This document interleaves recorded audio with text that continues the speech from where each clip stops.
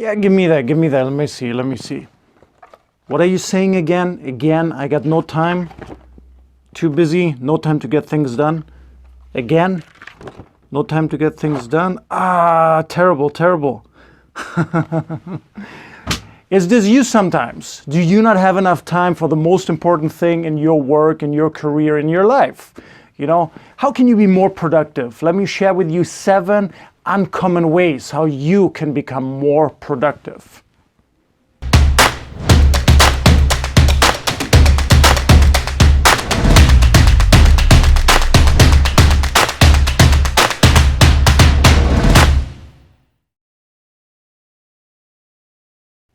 The most important tip while we go through these 7 productivity tips, you have to understand and you have to realize whatever your situation is. Okay, don't go through this and say, hey, these tips don't work for me. No, probably they will not all work for you. You have to know where you're at in your career. Are you an entrepreneur? Are you an executive, a manager? Are you an employee? You know, whatever it is, you know, whatever situation that you are in. Everybody has a very different schedule, a very different work environment. So you have to check these 7 tips and pick the ones that work best for you. Number 1, disappear. What, Ben? Yes, you've heard me correctly. Disappear. Now, what do I mean by disappear? Disappear means you have to literally disappear from your team, from the people that you're working with. Superior results require superior focus.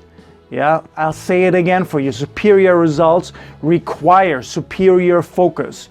You have to focus. The only way to get focus is to get rid of distractions. The easiest way to get rid of distractions is really to disappear. You know, this can be you go into a separate meeting room. This can be you work at a coffee shop for 1 hour. You know, or you have a sign at your door that you discuss with your team. You know, some people who work from home, certain home-based entrepreneurs, you know, they find a good way to disappear from everybody. Again, when you disappear, don't always be reachable. To get things done, you know, to achieve superior productivity, you gotta stay focused, and disappearing is one of the best ways to do that. Number 2, define your income earning activities. Your IEAs. What are they for you? You know, what is at the core? What really makes you your money? It's different for everybody. If you're an entrepreneur, it can be creating the new marketing campaign. You know, if you're an employee, how do you add value to your company? You know, how do you increase the revenues? How do you decrease the costs?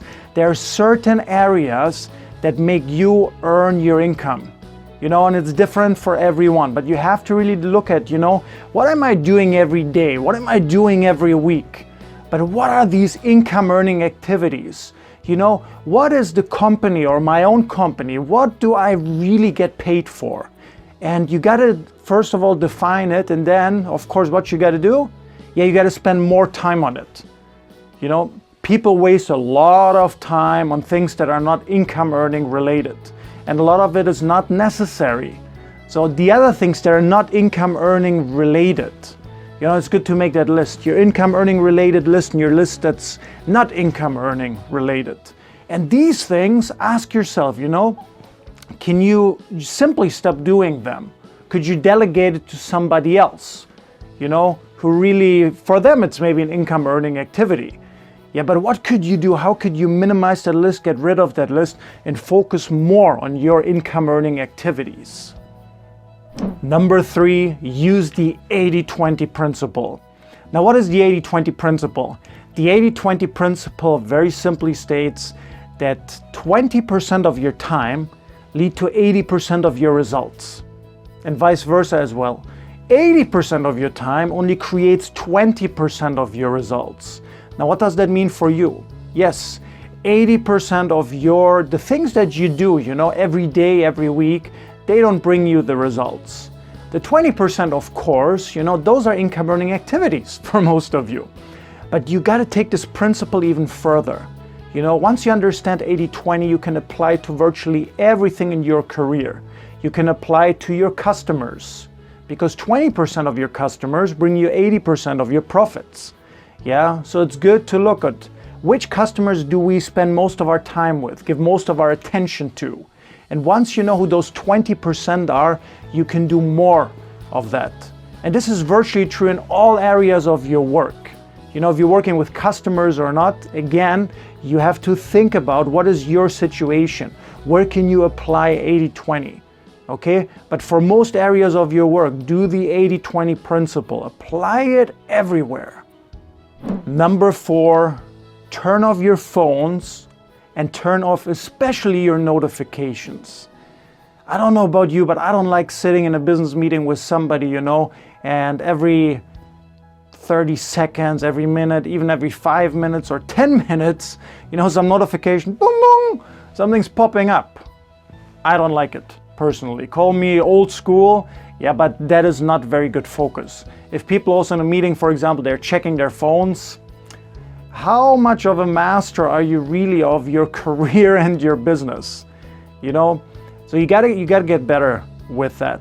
You know, you gotta learn to focus in a better way.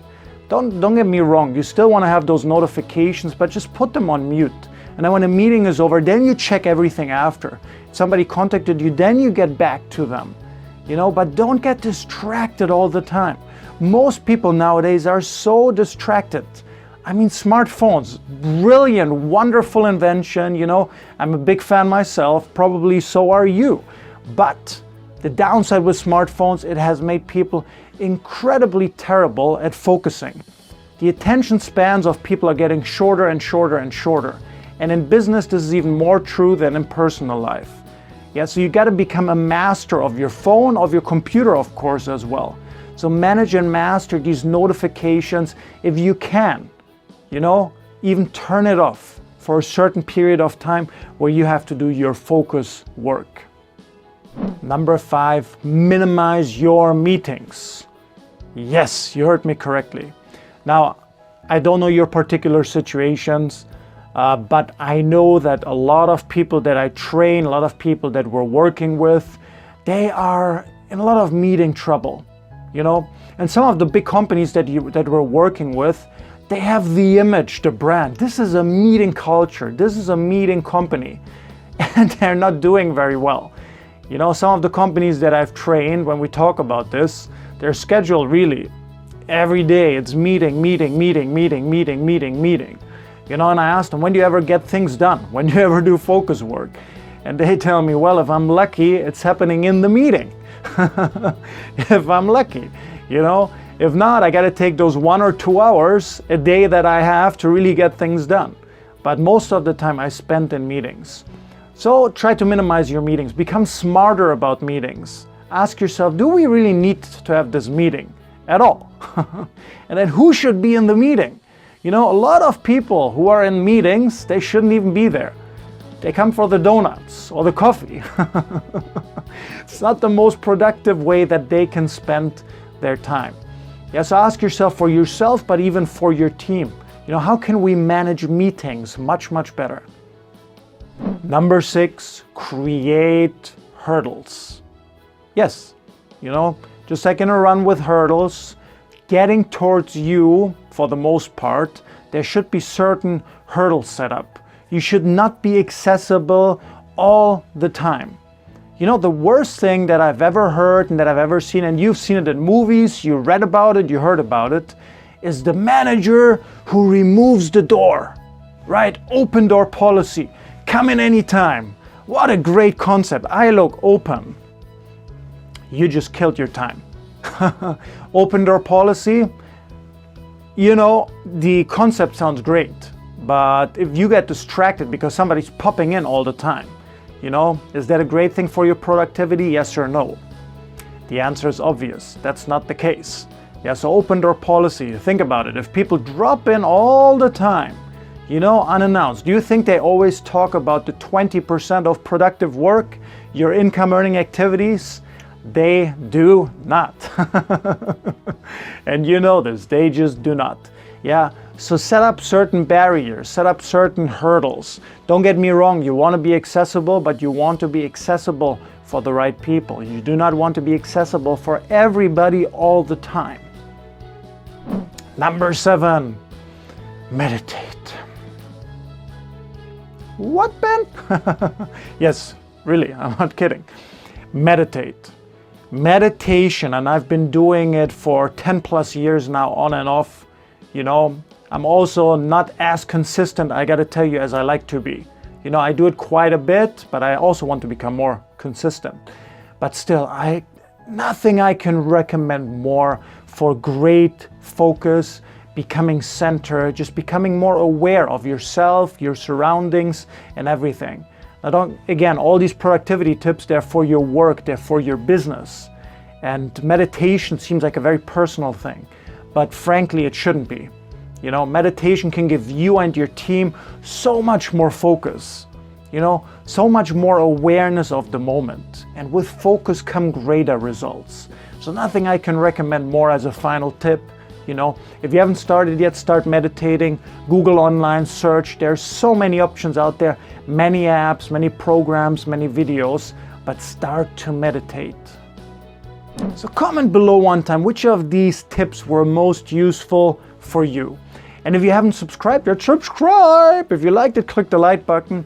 And by the way, if you feel this video could help somebody else, please share it. Please share it, yeah? If you feel it benefited you and it could benefit a friend of yours, a coworker, a colleague, a customer, share it.